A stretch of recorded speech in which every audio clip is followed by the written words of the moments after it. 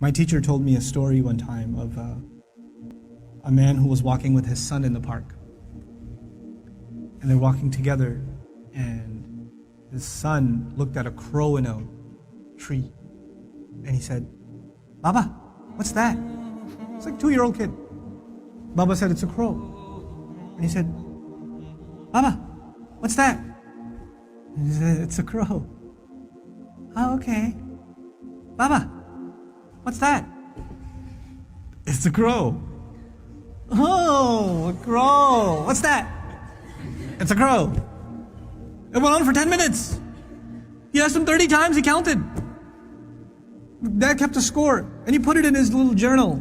"My son, today we were walking in the park, asked me about a crow 30 times. It was the cutest thing in the world." 30 years go by. The son is not 2, the son is 32. Father calls him, "Son, can I come over?" "Dad, it's not a good time right now." "Son, just bear with me. I just need like 10, 15 minutes. That's all I need. Just go for a drive. I need to talk to you about something." Whatever. You know what? Okay, fine." So he comes over, gets in the car, they go over, drive over to a park. "What's this about, Dad? Can you tell me quickly? I got things to do." "Just take a walk with me, son. It's okay." You take a walk. You see a crow in a tree. The dad says, "Son, what's that?" "Seriously, Father? It's a crow." "Oh, son, what's that?" "Is this a game? I have things to do, okay? It's a crow. You can't see, I just got you new glasses last month. Why is this happening to me? Dad, why are you so difficult?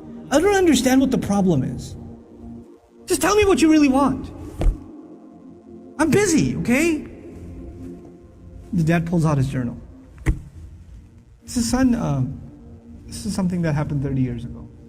We were walking down this park. You saw a crow. And you asked me 30 times. And I gave you a smile every time. You couldn't handle twice. What are we giving our parents?" I'm not even bringing Allah into the picture. The fact that Allah mentioned Himself and then mentioned His parents is, you think about that. What have they done for us and what have we done for them? What have we done for them?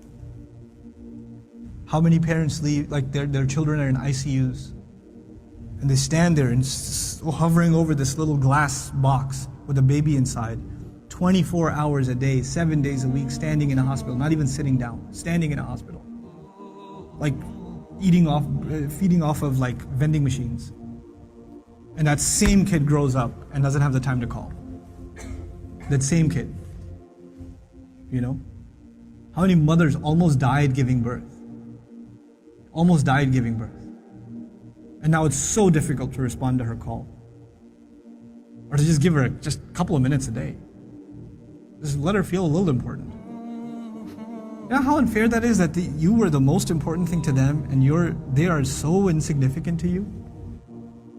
How unfair that is? You know?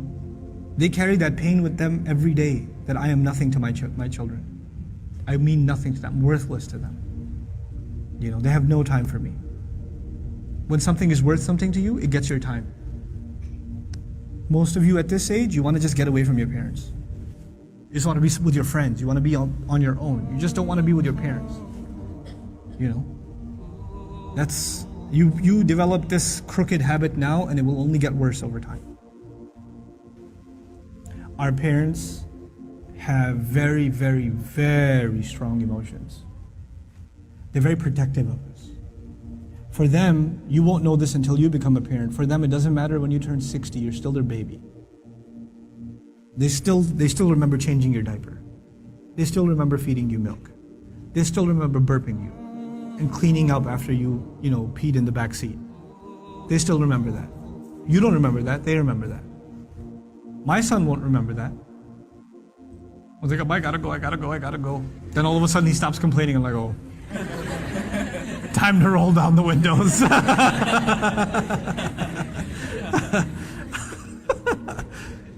You know. Then he starts talking about what toy are we gonna get for Eid. I'm like, oh, okay. This has not been a good day for the car.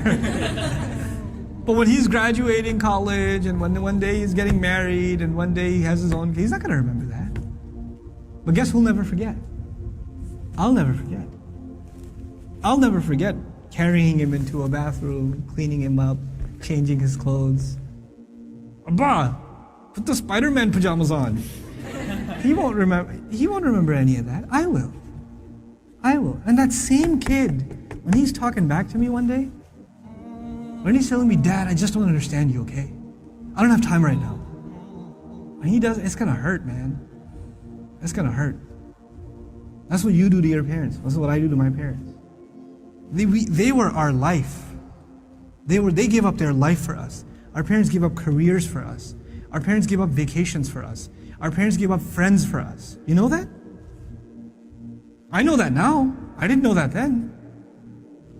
They had their entire life planned until you came along. And then you became their plan.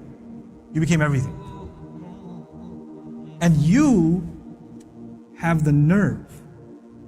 One thing doesn't go your way. You hear one thing you don't want to hear. You snap back at them. It says, we're not even talking about Islam right now. We're just talking about decency, man. Just decency. What have they done for you, and what you give them back is so unfair. It is so unfair. My dad's so annoying. My mom's so this. They're always mad. They're never happy. They're this, they're that. What are you? What about you? I'm telling you, I can't say this enough times. If you don't earn your parents' du'as, nothing good will come of your life. Nothing good will come of your life if they're not happy with you. If you haven't done everything you can to make them happy. And never give them, you haven't, in all honesty, sometimes parents can be unfair. They're human beings, they can be unfair too. But if you have never, unless you have given them reason to be upset, if you've never given them a reason to be upset, then that's between them and Allah. But if you have given them a reason, and you have to ask yourself, it's bad. It's really, really bad.